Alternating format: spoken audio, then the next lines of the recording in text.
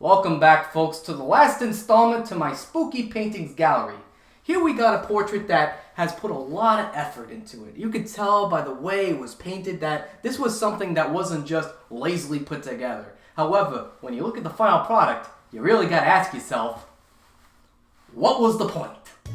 If you watch the trailer to the stop-motion animated film Hell and Back without sound, it seems pretty neat. Some dark and twisted character designs with standard stop-motion animation. But then you put the sound up, and this is what you get. But you spend too much time your hand. Yeah, 90 minutes of animated frat boy humor, complete with dick jokes, cursing, and raunch. It has a lot of the Happy Madison alumni for its cast, and I already know what you're thinking.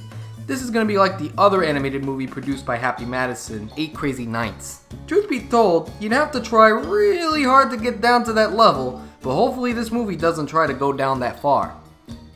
The credits roll and... Yep, we're in trouble. Oh, but wait, Mia Kunis, we got a chance. T.J. Miller, might work. Abort, no chance in hell this is gonna work.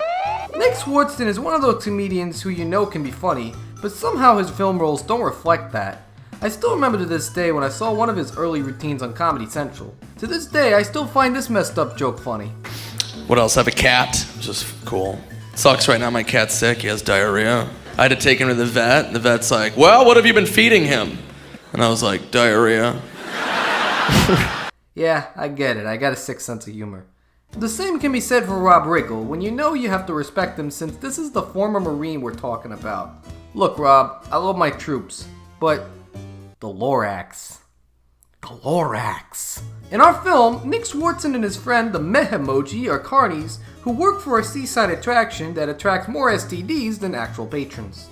After Nick Swardson's character, a love child between Victor from Corpse Bride and Moral Laurel, finds a book that shows Satan tearing up, uses it as an attraction to get more patrons. Alright, so this is a cool way to explain how there's a hell in this world, but then we get a plot point that's just as related as apples to pine cones. Swardston's friend, played by Rob Riggle, is asked to make a blood oath in order to get an extra mint. You what? The oath is broken, and Swardston's friend is sent straight to hell.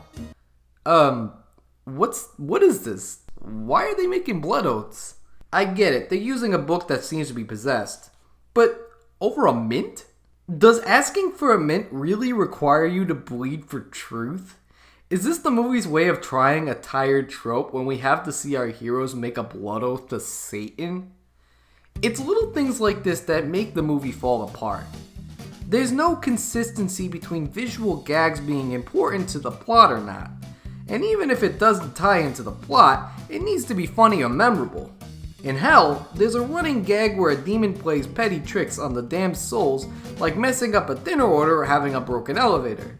Now, it's funny at first, but then they have the same joke with different situations over and over and over again. It don't tie to the plot, neither does it have a funny conclusion. It's just a running gag that lost steam the first time it showed up. Speaking of unfunny, let's talk about our setting, since this is where the movie will be taking place for most of the running time. This version of Hell is not dark, creepy, or scary, just a set for unfunny dick jokes and cussing. It's fascinating because I saw a South Park Bigger, Longer Uncut not too long ago before this piece of crap. In the movie, we follow a main character journey through hell. He meets the devil, who on the outside is the ultimate Dark Lord, but on the inside is just a guy looking for some love. Now in Hell and Back, there's a devil who on the outside is an ultimate Dark Lord, but on the inside is a guy looking for someone to love. So yeah, taking the South Park direction has now become the new Simpsons did it for animation. But this is taking it a step too far. Now you're not gonna believe what I'm gonna say next, but I gotta give the film some credit here. It does have some nice visuals. That is when they don't forget to brush out the seams of their models. Seriously, just give it a good sand and paint and no one would notice. The portal scene where we see our characters travel to hell is a clever use of animation that incorporates a blur effect that can only be achieved through special photography. You know how in film if you freeze frame a shot in motion, it looks like the person's being blurred? That's because the shutter in the camera wasn't fast enough to capture the individual frames. before we went to a frame rate of 60 frames per second, where capturing these types of details are possible. In traditional animation, this is easier to achieve. However, in stop motion, it's not possible since animators have to shoot the film continuously since they didn't have the technology to really pre-plan how a scene would be animated. That was until Paul Tippett incorporated a way of shaking the character in one frame and shooting the camera at the time it moves, therefore capturing the same motion of a camera capturing an item in motion. So now you got more movies utilizing this technique, including the animated film where we see Satan's genitals. Classy. The voice act doesn't really do much other than stick close to what the actor's already known for. You got Danny McBride playing the character Orpheus, who the gang seeks help from to get their friend out of hell before they sacrifice him for breaking his oath. Now let me tell you, take a guess at what personality his character has. Get it? This is the fate of Orpheus. I'm still alive. This mech is pretty tit. Now if you guessed pretentious, pompous a-hole we've seen him in dozens of movies and shows, I'm gonna give you a medal.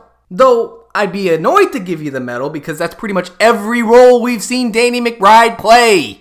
The same goes for the rest of the cast, including our headliner, Nick Swartzen. A movie like Hell and Back has the same problem most people think of when they hear the quote-unquote adult animation. There's an impression that if you focus on what you can't do in your standard animated movie, then you forget what you should do. Sure, it's fun to hear a cartoon character swear, use drugs, or have sex, but if there's no reason to do it, then why are they doing it? So comment below and let me know what you think. It's always a pleasure making these Halloween reviews. I always want to do something special every year. Let me know in the comment section below what you thought about this year's Halloween reviews. I'm Joey Tedesco and thanks for watching these reviews on the Cartoon Palooza.